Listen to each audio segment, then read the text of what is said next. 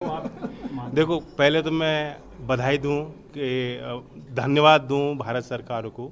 कल उन्होंने हमारे स्किल मंत्रालय को 8800 करोड़ रुपए का मोहर लगाई, बजट दिया है 2026 तक। स्किल इंडिया प्रोग्राम जिसके 3 मुख्य स्तंभ हैं, एक तो PMKVY हो गया, एक NAPS हो गया जो इंडस्ट्री के फैक्ट्री फ्लोर पे ही बच्चे ट्रेन होते हैं, उनके लिए एक रास्ता खुलता है नौकरी हासिल करने का, और तीसरा जन शिक्षण संस्थान जो सामाजिक संगठनों के माध्यम से डोर स्टेप स्किलिंग, जो रूडिमेंट्री रूरल एरिया में जो जिन लोगों को आवश्यकता है उनको कौशल विकास से जोड़ने की योजना है।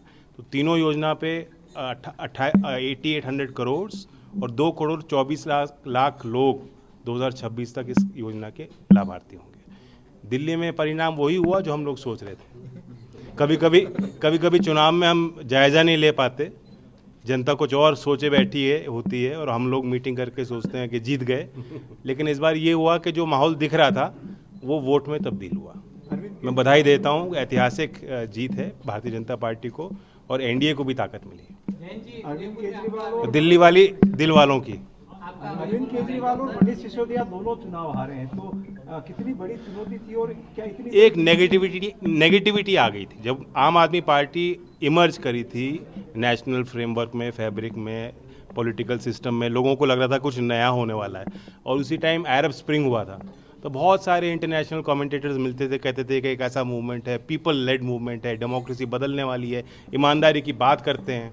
लेकिन धीमे धीमे एक डिसइल्यूजनमेंट हुआ कि कथनी और करनी में बहुत बड़ा अंतर लोगों को दिखाई दिया, और फिर एक तनाव था लोगों के अंदर, थकान थी कि दिल्ली में जो विकास होना चाहिए, देश की राजधानी है और उस जो देश भर में जो चीज़ें हो रही उससे अछूता नहीं रहना चाहिए।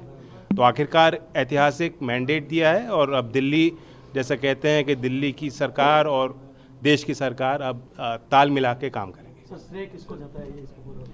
हर चुनाव में जीत का श्रेय प्रधानमंत्री जी को जाता है। आखिरकार उन्हीं पे लोग विश्वास करते हैं, उनकी विजन है, उनकी कम्युनिकेशन स्किल है, उनका प्रचार है, उनकी नीतियाँ हैं।